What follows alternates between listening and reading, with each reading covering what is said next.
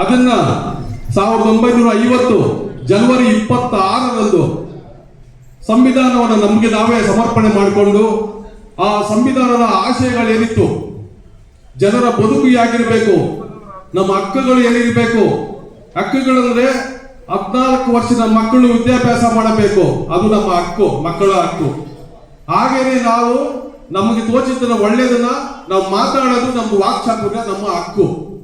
ನಮಗೆ ಸರ್ಕಾರದಿಂದ ಸಂವಿಧಾನಬದ್ಧವಾಗಿ ಡಾಕ್ಟರ್ ಬಾಬಾ ಸಾಹೇಬ್ ಅಂಬೇಡ್ಕರ್ ಅವರು ಏನು ಸಂವಿಧಾನದಲ್ಲಿ ರೂಪಿಸಿದರೆ ಆ ಹಕ್ಕುಗಳನ್ನ ಹಂತ ಹಂತವಾಗಿ ಸರ್ಕಾರದಲ್ಲಿ ಪಡೆದುಕೊಳ್ಳುವುದು ನಮ್ಮ ಹಕ್ಕು. ಈ ರೀತಿಯಾಗಿ ಅಂಬೇಡ್ಕರ್ ಅವರು ಏನು ಅಡಿಪಾಯ ಹಾಕೊಟ್ರು, ಆ ಅಡಿಪಾಯದಲ್ಲಿ ನಾವೆಲ್ಲ ಓದ್ಕೊಂಡಿದ್ದ ಅಂಬೇಡ್ಕರ್ ಅವ್ರನ್ನ 8ನೇ ಕ್ಲಾಸ್ ಬಂದಾಗ 8ನೇ ತರಗತಿಯಲ್ಲಿ ಕನ್ನಡ ಪುಸ್ತಕದಲ್ಲಿ ಪಾರ್ಟ್ 1 ಅಂತೇಳಿ ಡಾಕ್ಟರ್ ಬಾಬಾ ಸಾಹೇಬ್ ಅಂಬೇಡ್ಕರ್ ಅವರ ಚರಿತ್ರೆ ಇತ್ತು ಅದರಲ್ಲಿ. ಆಗ ಅಂಬೇಡ್ಕರ್ ಅವರನ್ನು ತಿಳ್ಕೊಂಡಿದ್ದು. ತದನಂತರ ಬಂದಾಗ ನಾವು ಕಾಲೇಜಿಗೆ ಬಂದ ಮೇಲೆ ದಲಿತ ಸಂಘರ್ಷ ಸಮಿತಿ ಜೊತೆ ಸೇರಿ ಹಲವಾರು ಹೋರಾಟಗಳನ್ನು ಮಾಡ್ಕೊಂಡು ಬಂದ್ವಿ. ಈ ತಾಲೂಕಿನಲ್ಲಿ ನಮ್ಮ ರಾಜ್ಯ ಸಂಚಾಲಕರಾಗಿರ್ತಕ್ಕಂಥ ಗುರುಪ್ರಸಾದ್ ಕೆರಗೋಡ್ ಅವರು, ಮರಿಯಪ್ಪಳ್ಳಿ ಅವರು, ಅವರಿಗಿಂತಲೂ ಮುಂಚೆ ಚಂದ್ರಪ್ರಸಾದ್ ತ್ಯಾಗಿ ಅವರು, DC ಸಾಗರ್ ಅವರು, ಎನ್ ಮುನ್ಸಾಮಣ್ಣ, ಶಿವಣ್ಣ, ಎನ್ ವೆಂಕಟೇಶಣ್ಣ, ಕೋಲಾರ CM ಮುನಿಯಪ್ಪಣ್ಣ, ಆಮೇಲೆ ಮೂರ್ ತಿಮ್ಮಯ್ಯ, ಇಂಥವ್ರ ಜೊತೆಯಲ್ಲೆಲ್ಲ ಸೇರಿ ನಾವು ಈ ಚಿಕ್ಕಬಳ್ಳಾಪುರ ತಾಲೂಕಿನಲ್ಲಿ ಸಂಘಟನೆ ಮಾಡಬೇಕಾದ್ರೆ ರಾಜಾಕಾಂತ್ ಜೊತೆಯಲ್ಲಿ ನಾವೆಲ್ಲ ಇದ್ವಿ. ಜೊತೆಯಲ್ಲಿ ಇದ್ದಾಗ ನಮ್ಮ ಕಡೆಯಿಂದ ನಾನು ವರದಳ್ಳಿ ವೆಂಕಟೇಶು, ಈ ಕಡೆ ನಾಸ್ತಿನಹಳ್ಳಿ ಗಂಗಾಧರ್ ಅವರು ಒಳ್ಳೆ ಆಟಗಾಡ್ತಾ ಇದ್ರು. ಹಾಗೇನೆ ನಮ್ಮ ತಿಕ್ಕಳಹಳ್ಳಿ ಮುನಿಯಪ್ಪ ಅವರು, ಅವರೆಲ್ಲ ಜೊತೆ ಸೇರಿ ನಾವು ಹಲವಾರು ಹೋರಾಟಗಳನ್ನು ಮಾಡ್ಕೊಂಡು ಬಂದಿದ್ದೀವಿ. ನಾವು ಹಲವಾರು ಕ್ಯಾಂಪ್ಗಳನ್ನ ಮಾಡಿದ್ದೀವಿ. ನಾವು ಆಟಗಾಡ ಬಗ್ಗೆ ಸಾವಂದುರ್ಗದಲ್ಲಿ 8 ದಿವಸ ಕ್ಯಾಂಪ್ ಮಾಡ್ತಾ ಇದ್ರು. ಅವಾಗ ಆನಂದ್ ಅವ್ರು ಹೇಳ್ತಾ ಇದ್ರು, ನನಗೆ ಒಂದು 8 ದಿವಸ ಕ್ಯಾಂಪಲ್ಲೇ ಇದೆ.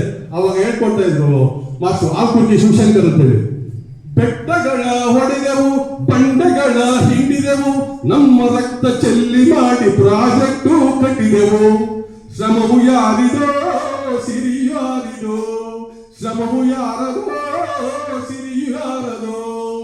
ಆ ಹಾಡನ್ನ ಒಳ್ಳೆ ಇದರಲ್ಲಿ 8 ದಿವಸ ಪ್ರಾಕ್ಟೀಸ್ ಮಾಡಿದ್ರು.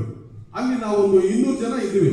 ಅದರಲ್ಲಿ ನಮ್ಮ ಚಿಕ್ಕಬಳ್ಳಾಪುರ ತಾಲೂಕಿನಿಂದ ನನ್ನನ್ನೇ ಸೆಲೆಕ್ಟ್ ಮಾಡ್ಕೊಡೋರು ಅಲ್ಲಿ ಆಡೋದಕ್ಕೆ. ಅಲ್ಲೆಲ್ಲ ಜಂಪ್ ಮಾಡಬೇಕು, ನನ್ನ ಕೈಲಿ ಆಗ್ತಾ ಇಲ್ಲ. ಅವ್ರು ಲಾಸ್ಟ್ ಚಾನ್ಸ್ ಅಂತ ಹೇಳಿದ್ರು, ಚಿಕ್ಕಬಳ್ಳಾಪುರ ಕಡೆಯಿಂದ ನೀನು ಬಂದಿದ್ಯಾ ಲಾಸ್ಟ್ ಚಾನ್ಸ್ ಹೇಳಿ. ಅವಾಗ ಆನಂದ್ ಎಲ್ಲ ಇದ್ರು, ಜಂಪ್ ಮಾಡಿದೆ. ಅದನ್ನ ನಮ್ಮ ರವೀಂದ್ರ ಕಲಾಕ್ಷೇತ್ರ ಸಂಸಾ ಬೈಲೂರು ರಂಗಮಂದಿರದಲ್ಲಿ ಅವತ್ತು ಕಾರ್ಯಕ್ರಮ ನಡೆಸಿಕೊಟ್ವಿ. ಆ ರೀತಿ ನಾವು ಹಲವಾರು ಕಾರ್ಯಕ್ರಮಗಳನ್ನು ಮಾಡಿದ್ದೀವಿ. ನಮ್ಮ ಚಿಕ್ಕಬಳ್ಳಾಪುರ ತಾಲೂಕಿನಲ್ಲಿ ದಲಿತ ಸಂಘರ್ಷ ಸಮಿತಿ ವತಿಯಿಂದ ಯಾವ ರಾಜಕಾರಣಿಗಳು ಮಾಡ್ತಕ್ಕಂಥ ವಿಚಾರಗಳನ್ನು ತಗೊಂಡು ನಾವು ಸಾಮೂಹಿಕ ವಿವಾಹಗಳನ್ನು ಮಾಡಿದ್ವಿ. ನಮಗೇನು ಆಗಿನ ಕಾಲದಲ್ಲಿ ನಮ್ಮ ಜನಗಳು ಹೆಣ್ಮಕ್ಳಿಗೆ ಮದುವೆ ಮಾಡ್ಬೇಕಾದ್ರೆ, ಗಂಡು ಹುಡುಗಿಗೆ ಮದುವೆ ಮಾಡ್ಬೇಕಾದ್ರೆ ಜಮೀನ್ ಮಾರ್ಬೇಕು, ಇಲ್ಲ ಸೈಟ್ ಮಾರ್ಬೇಕು, ಇರೋ ಮನೆ ಮಾರ್ಬಿಟ್ಟು ಹೆಣ್ಮಕ್ಳಿಗೆ ಮದುವೆ ಮಾಡಿ ಕಳಿಸುವಂತ ಪರಿಸ್ಥಿತಿ ಇತ್ತು. ಅಂತ ಸಂದರ್ಭದಲ್ಲಿ ನಾವೆಲ್ಲ ಈ ವೇದಿಕೆ ಎಲ್ಲ ಮುಖಂಡರು ಸೇರಿ ಅವತ್ತು ಸಾಮೂಹಿಕ ವಿವಾಹಗಳನ್ನು ಬಹಳ ಚೆನ್ನಾಗಿ ಅಚ್ಚುಕಟ್ಟಾಗಿ ನಿಭಾಯಿಸಿ ಮಾಡಿದ್ವಿ. ತಾಲೂಕು ಕಚೇರಿಯಲ್ಲಿ ಕಾರ್ಯಕ್ರಮ ಮಾಡಿದ್ವಿ. ಹಲವಾರು ಜನಕ್ಕೆ ಸಾಗುವಳಿಕೆ ಕೊಡಿಸಿದ್ವಿ. AC ಕಚೇರಿ ಕಾರ್ಯಕ್ರಮ ಮಾಡಿದ್ವಿ. ಹೊರಗಳ್ಳಿ ಮತ್ತಿತರ ಹಳ್ಳಿಗಳೆಲ್ಲ ನಿವೇಶಗಳಿಗೆ ಕೊಡಿಸಿದ್ದೀವಿ. ಈಗಲೂ ಮೊನ್ನೆ ನಾವು ಇಂದಿನ ವರ್ಷ ನಮ್ಮ ಜನವರಿಯಲ್ಲಿ ಕಾರ್ಯಕ್ರಮ ಮಾಡಿದ್ವಿ ತಾಲೂಕು ಆಫೀಸ್ ಮುಂದೆ. ಈಗೆಲ್ಲ ತಾವೆಲ್ಲ ಕುತ್ಕೊಂಡಿದ್ದೀರಿ. ಸುಮಾರು ಜನಕ್ಕೆ ನಿವೇಶನಗಳಿಲ್ಲ. ಮೊನ್ನೆ ಸರ್ಕಾರದವರು ನಿವೇಶನ ಗುರುತಿ ಮಾಡಿದ್ರು. ಯಾರು ಇವತ್ತು ನಿವೇಶನ ಗುರುತಿ ನಾವು ಒಳಗಡೆ ಹೋಗೋದು ಬಿಡ್ತಾ ಇಲ್ಲ. ನಾವು ಈಗ ಹೋರಾಟ ಮಾಡಬೇಕು. ನಮ್ಮ ಜನ ಸುಮಾರು ಜನ ಹಳ್ಳಿಗಳಲ್ಲಿ ಇವತ್ತು ಜಮೀನಲ್ಲಿ ಉಳ್ಮೆ ಮಾಡ್ತಾ ಇದ್ದೀರ, ಸಾಗುವಳಿ ಚೀಟಿ ಕೊಡ್ತಾ ಇಲ್ಲ. ಯಾಕೆ ಕೊಡ್ತಾ ಇಲ್ಲ? ಯಾರು ಅನುಕೂಲವಾಗಿದ್ದಾರೆ ಅವ್ರಿಗೆ ಮಾತ್ರ ಸಾಗುವಳಿ ಚೀಟಿ ಕೊಡ್ತಾ ಇದ್ದಾರೆ. ಇದೆಲ್ಲ ಕೈಗೆತ್ತಿಕೊಂಡು ಈಗ ಏನು ನಾವು ಇವತ್ತು ಹಲವಾರು ವರ್ಷಗಳಿಂದ ಸಂಘಟನೆಯಲ್ಲಿ ಹೋರಾಟ ಮಾಡ್ಕೊಂಡು ಬಂದಿದ್ದೀವಿ. ಇದೆಲ್ಲ ಮುಂದೆ ಇಟ್ಕೊಂಡು ಮುಂದಿನ ದಿನಗಳಲ್ಲಿ ಇವತ್ತು ಏನು ನಮ್ಮ ಚಿಕ್ಕಬಳ್ಳಾಪುರ ತಾಲೂಕಿನಲ್ಲಿ ಇವತ್ತು ದಲಿತ ಸಂಘರ್ಷ ಸಮಿತಿ ತಾಲೂಕು ಕಮಿಟಿ ಏನ್ ಫಾರ್ಮೇಶನ್ ಆಗ್ತದೆ, ಅದಕ್ಕೆ ಎಲ್ಲಾ ಜೊತೆಗೂಡಿ ಇವತ್ತು ಹೆಣ್ಮಕ್ಳು ತಾವೇನ್ ಬಂದಿದ್ದೀರಿ, ನಾವೆಲ್ಲರೂ ಸೇರಿ ಟೋಟಲ್ ಆಗಿ ಮುಂದಿನ ಹಂತದಲ್ಲಿ ನಾವು ಯಾರ ಬಗ್ಗೆ ಏನು ಮಾತಾಡೋದು ಬೇಡ. ಸಂಘಟನೆ ನಾವು ಮುಂದೆ ತಗೊಳ್ಬೇಕು.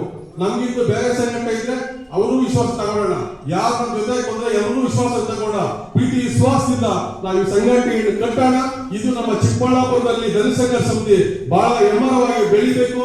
ನಮ್ಮ ಜಿಲ್ಲಾ ಮುಖಂಡರಾಗ್ಬೋದು, ರಾಜ್ಯ ಮುಖಂಡರಾಗ್ಬೋದು, ಎಲ್ಲರಿಗೂ ಒಳ್ಳೆ ಹೆಸರು ಬರೋಕ್ಕೆ ನಮ್ಮ ಚಿಕ್ಕಬಳ್ಳಾಪುರದಲ್ಲಿ ದಲಿತ ಸಂಘರ್ಷ ಸಮಿತಿ ಮಾಡೋಣ ಅಂತ ಹೇಳ್ತಾ ನನಗೆ ಅವಕಾಶ ಕೊಟ್ಟಂತ ಎಲ್ಲರಿಗೂ ಹೆಸರು ಭಾಗವಹಿಸ್ತೀನಿ.